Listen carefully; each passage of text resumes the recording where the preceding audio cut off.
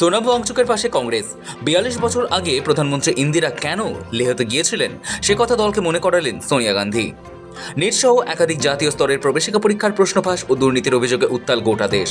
শিক্ষা দুর্নীতির প্রতিবাদে সমাজকর্মী সোনাম ওয়াংচুকের আমরণ অনশন আন্দোলনকে কেন্দ্র করে দিল্লির যন্তর মন্তরে জোরদার হচ্ছে বিরোধী রাজনৈতিক সংহতি। শুক্রবার অনশনের ২০তম দিনে ওয়াংচুকের সঙ্গে দেখা করতে সেখানে হাজির হন প্রবীণ কংগ্রেস নেতা পবন খেরা। কথা বলেন সোনামের সঙ্গে। তবে সূত্র বলছে, কংগ্রেস সংসদীয় দলের বৈঠকে সোনিয়া গান্ধী ৪২ বছর আগের একটি ঘটনার কথা তুলে ধরেন। তিনি বলেন, ১৯৮৪ সালে তৎকালীন প্রধানমন্ত্রী ইন্দিরা গান্ধী লেহতে গিয়েছিলেন। তখন সেখানে অনশন করছিলেন সোনাম ওয়াংগিয়াল। তিনি হলেন সোনাম ওয়াংচুকের বাবা।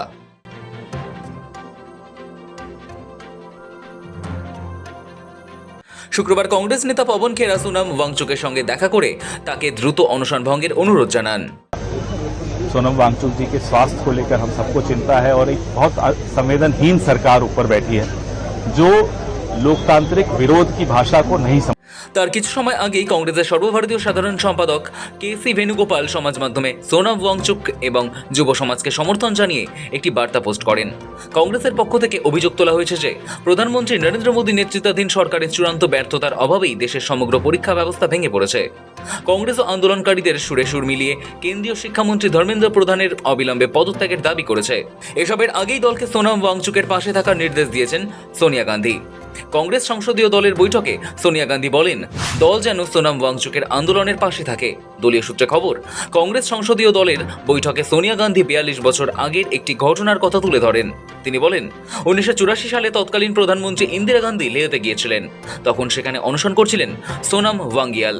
তিনি হলেন সোনাম ওয়াংচুকের বাবা। এরপর পবন খেরা দিল্লির যন্তর মন্তরে যান। সেখানেই নানান দাবিতে অনশন চালিয়ে যাচ্ছেন সোনাম। তার শারীরিক অবস্থার অবনতি হলেও এখনো পর্যন্ত সংকটজনক নয় বলে মনে করা হচ্ছে। তার সঙ্গে দেখা করতে আসা সকলের সঙ্গেই সোনাম কথা বলছেন। ऐसी सरकार के सामने विरोध का तरीका बदलते रहना चाहिए। हमें इनकी चिंता है स्वास्थ्य की, जो बच्चे बैठे हैं उनकी भी, कि आप अपनी जान को जोखिम में डालकर इस सरकार से कुछ हासिल नहीं कर। प्रोटेस्ट कर रहे हैं। कांग्रेस पार्टी छात्रों की गूंज, बहुत अरसे से हमारा एक कार्यक्रम चल रहा है। हर सड़क, हर गली, हर कैंपस में हमारे लोग सक्रियता से इन मुद्दों को बहुत अच्छी तरह से उठा रहे हैं, न केवल धर्मेंद्र प्रधान के इस्तीफे को लेकर, लेकिन कैसे एग्जाम ट्रांसपेरेंटली हो, वेंडर, प्रिंटर, ट्रांसपोर्टर, हर चीज का ऑडिट सार्वजनिक हो और डेडलाइन सबकी तय हो जाए कि इस दिन एग्जाम होगा, इस दिन उसका परिणाम आएगा, इस दिन प्लेसमेंट्स होंगी, इस दिन ज्वाइनिंग होगी। हमने कई मांगे सामने रखी और छात्रों की गूंज के माध्यम से हम। তাৎপর্যপূর্ণ বিষয় হলো, তবে বাবা সোনাম ওয়াংগিয়াল ও ছেলে সোনাম ওয়াংচুকের অনশনের কারণ সম্পূর্ণ ভিন্ন। সোনাম ওয়াংগিয়াল অনশন করেছিলেন লেহের স্বশাসনের দাবিতে। অন্যদিকে সোনাম ওয়াংচুক অনশন করছেন লেহের পরিবেশ রক্ষা এবং কেন্দ্রীয় শিক্ষামন্ত্রী ধর্মেন্দ্র প্রধানের পদত্যাগের দাবিতে। দ্বিতীয় দাবিটি নিয়ে আন্দোলনের ডাক দিয়েছেন ককরোচ জনতা পার্টি।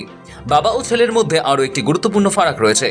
ওয়াংগিয়াল সরাসরি রাজনীতিতে যুক্ত ছিলেন, লেহের নির্বাচনে অংশ নিতেন, কিন্তু ওয়াংচুক কোনো রাজনৈতিক দলের সঙ্গে যুক্ত নন, যদিও বর্তমান কেন্দ্রীয় সরকার তার কার্যকলাপ নিয়ে সন্দিহান। ১৯৮৪ সালে লাদাখের জন্য এসটি বা তপশিলি উপজাতি মর্যাদার দাবিতে ওয়াংগিয়াল অনির্দিষ্টকালের অনশন শুরু করেন। লাদাখ স্টাডিজ এর প্রকাশিত ওয়াংগিয়ালের স্মৃতিচারণ এবং অন্যান্য ঐতিহাসিক বিবরণ অনুযায়ী ইন্দিরা গান্ধী বিমানে লেহতে যান এবং অনশনরত নেতাকে আশ্বস্ত করেন যে কেন্দ্রীয় সরকার তার দাবি বিবেচনা করবে। তবে ফারাক যতই থাকুক, দিল্লির যন্তর মন্তরে চলা সোনাম ওয়াংচুকের আন্দোলনের দলকে পাশে থাকার বার্তা দিয়েছেন কংগ্রেস নেত্রী সোনিয়া গান্ধী। ব্যুরো রিপোর্ট, সময় কলকাতা।